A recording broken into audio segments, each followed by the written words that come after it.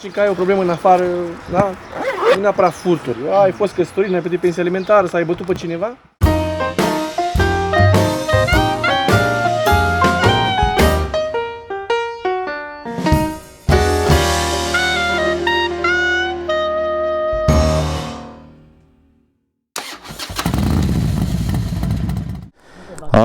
Nu cred că intru pe autostradă, stai să... Așa, să băgăm navigația. Ia, stai că zic acum.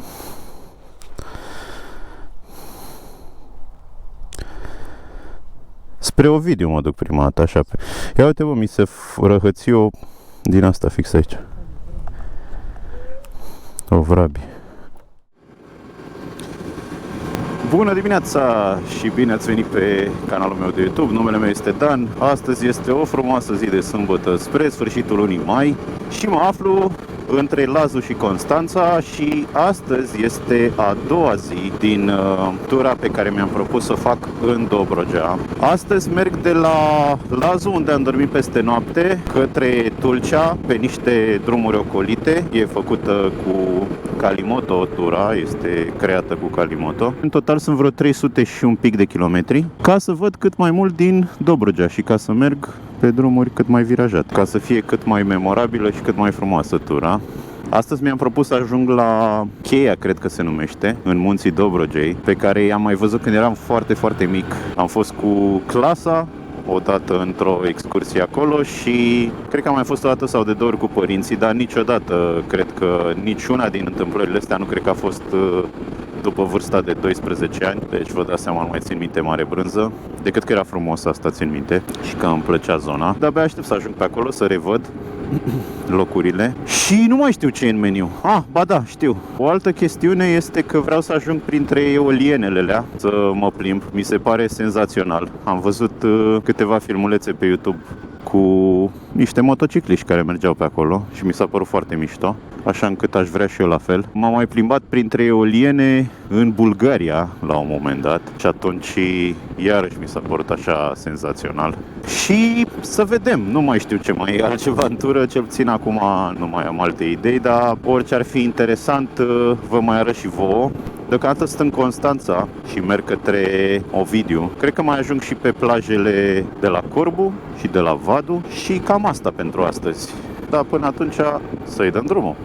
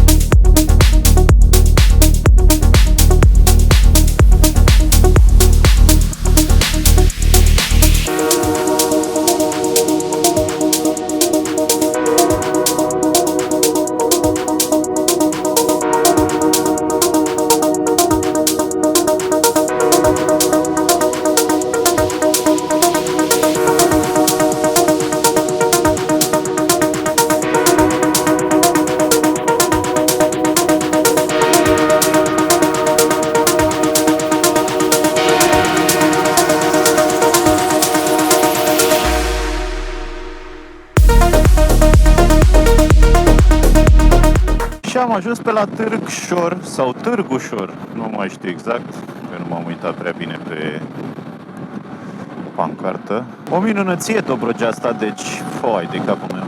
Uite cum sunt colinele astea și câmpurile astea înverzite imense, așa, și cu, din când în când cu eolienele astea. Foi de capul meu, frumos de tot.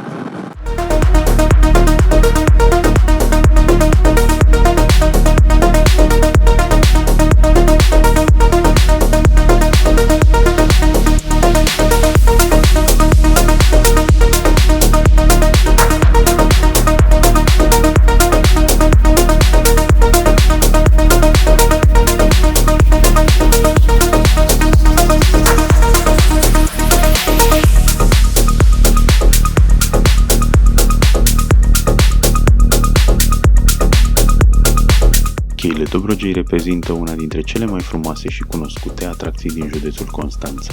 În timp ce turiștii le vizitează pentru peisajul spectaculos pe care cheile îl oferă, geologii le apreciază pentru vechimea și importanța recifilor jurasici de vârstă paleozoică. Cheile Dobrogei au o vechime de aproape 2 milioane de ani. Inițial, aceste stânci aveau peste 1000 de metri înălțime, însă agenții externi, apa, vântul, apele curgătoare, le-au erodat continuu până au ajuns la înălțimea actuală de puțin peste 100 de metri. În cadrul sitului există 2 peșteri de mare importanță paleontologică și arheologică, peștera La Adam și peștera Gura Dobrogei. Cheile Dobrogei sunt cele mai vechi din țară. Ele sunt săpate pe o lungime de aproape 2 km de pe râul Vistorna, un afluent al râului Casincea, cea mai mare apă curgătoare din spațiul dobrogean. Masivul geologic Cheia este declarat din 1970 rezervație naturală protejată și este situat în nordul județului Constanța, în pădișul Casincei, în apropierea localității Cheia.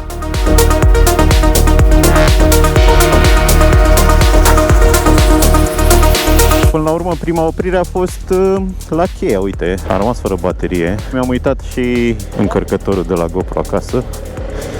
Da, n-ar fi o problemă. Ia uite ce șanțălău.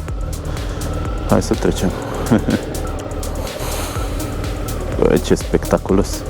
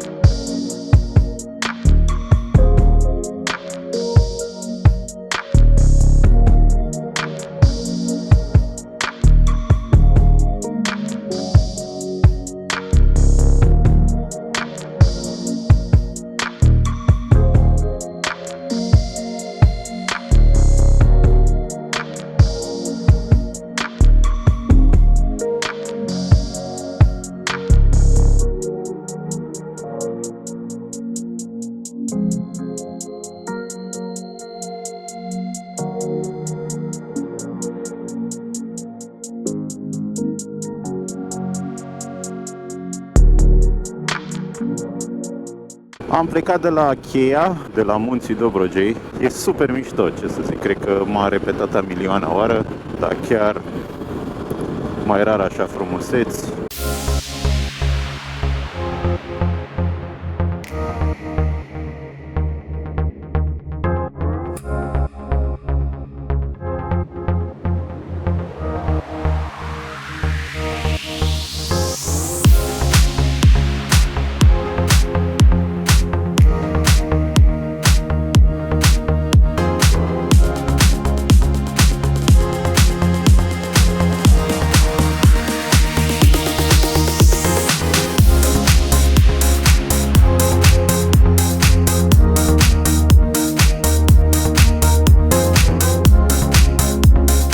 Cele mai mari parcuri eoliene din România se regăsesc în zona de est a țării, în Dobrogea. La ora actuală, România are puțin peste 3000 de MW instalați în capacitatea de producție a energiei eoliene. Acești 3000 de MW reprezintă 16,5% din puterea totală instalată în România în capacitățile de producție de energie electrică.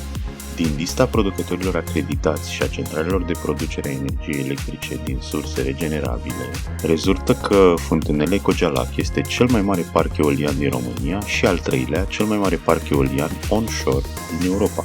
El are o putere instalată de 600 de MW și aparține investitorului CEZ Group, un conglomerat de companii, cele mai multe dintre ele din Cehia.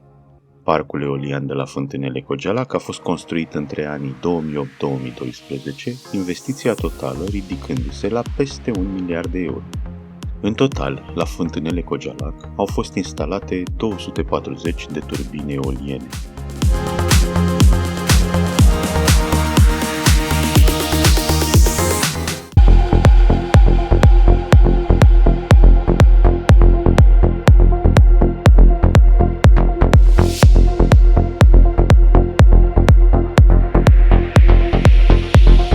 Și am ajuns la Corbu și hai să vedem marea și astăzi. Ieri am văzut-o din Vamă și din 2 mai și acum o vedem de aici. E cam prost drumul ăsta din amintirile mele, dar ne duce unde trebuie. M-am uitat pe navigație și de fapt am intrat în Corbu, dar de fapt pe drumul ăsta merg către Vadu și deci pe plaja Vadu o să merg mai întâi și abia după aia merg la Corbu. Abia aștept că pe Vadu n-am fost niciodată.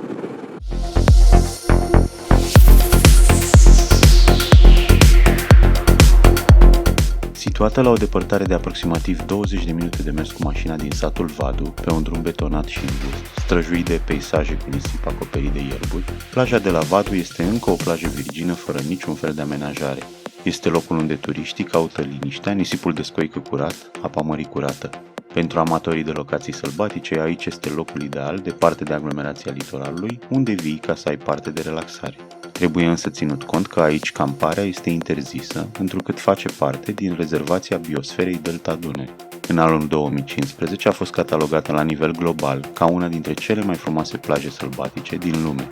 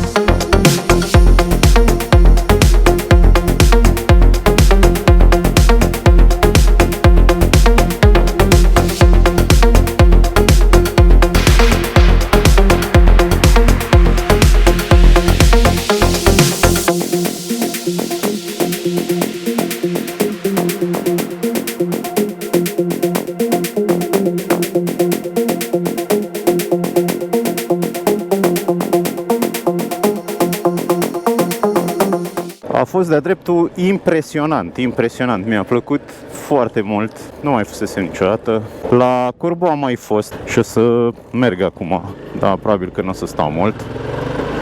Pe urmă iau către Enisala, mi-a plăcut maxim, deci aproape că îmi pare rău că merg la Corbu după Vadu, că acolo știu cum e și nu e chiar atât de frumos. E frumos și acolo, dar nu e așa. Sălbăticia asta specifică locului ăstuia este din altă lume. Mamă, ce teren de airsoft ar fi aici, ia uite-te și tu. Cred că am mai zis că joc airsoft.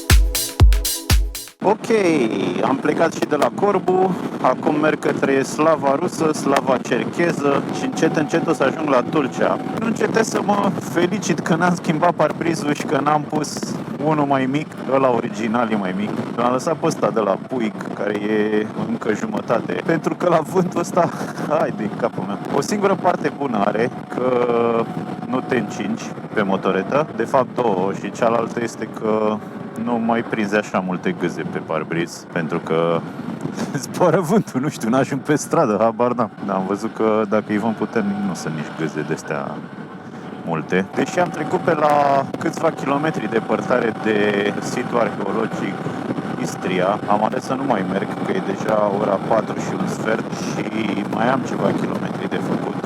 Eu apreciez că undeva la 200 sau poate un pic mai puțin și probabil că o să mai opresc pe drum de câteva ori, așa că îi dau o bătaie înainte.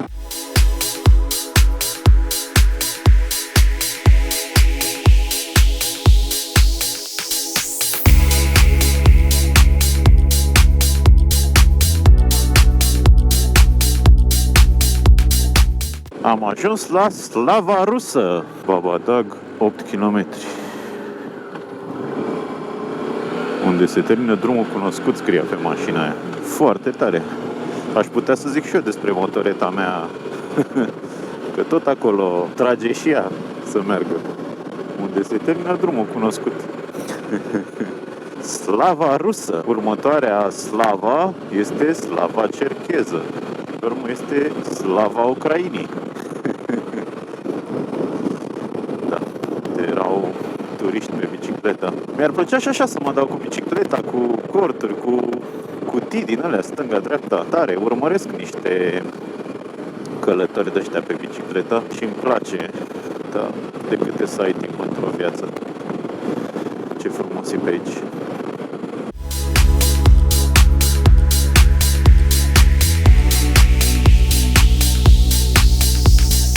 Slava Cercheză. Scrie și în alfabet chirilic. Cred că este populație ucraineană mult aici.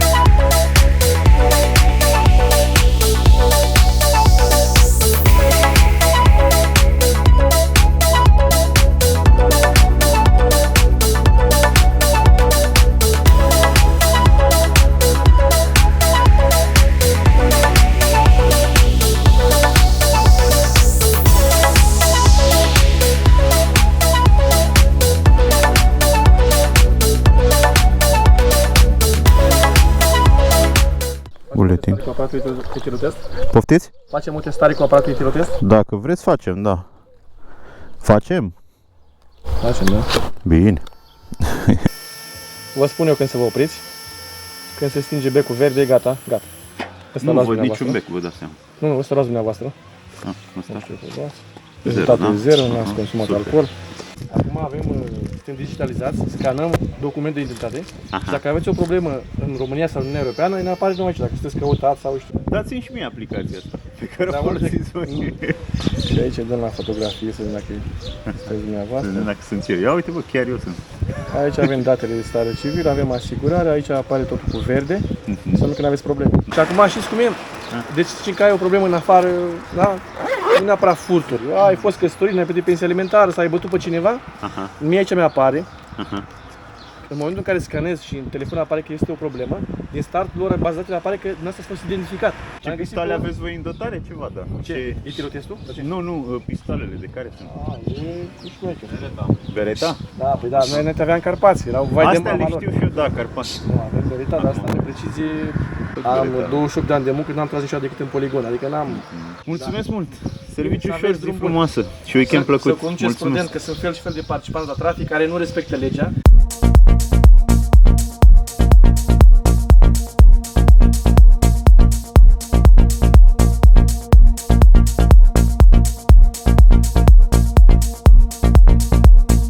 Da, voiam să vă arăt și vouă că în Dobrogea chiar se irigă. Am mers prin multe locuri, deși în partea asta altă. Am mers prin multe locuri în România și nu prea am văzut.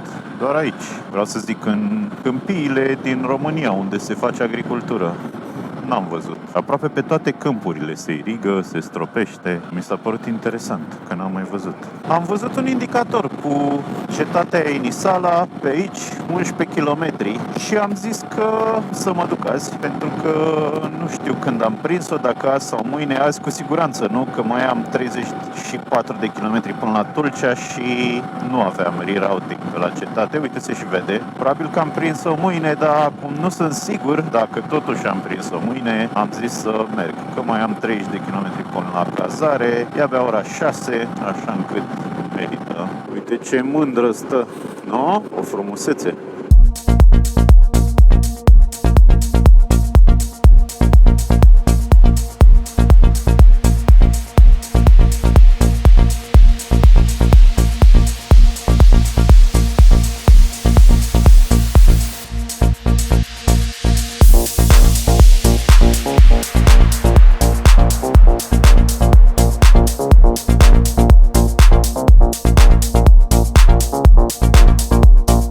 Era închisă cetatea, acum la 6 s-a închis, dar nu e nicio problemă că mai vin și mâine.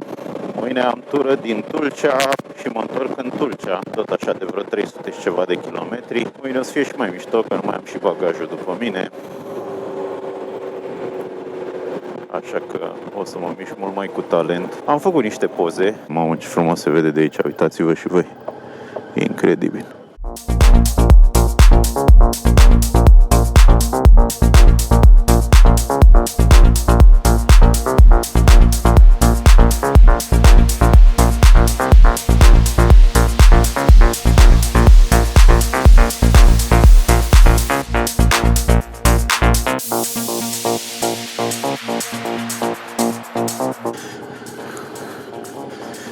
Mititică, dă să te mut. Dă să te mut. Hai. Unde mergeai încoace? Unde mergeai, broscuța, încoace? Sau încoace? Încoace, cred că la apă, nu? Ha. Hai, dă-te pe aici.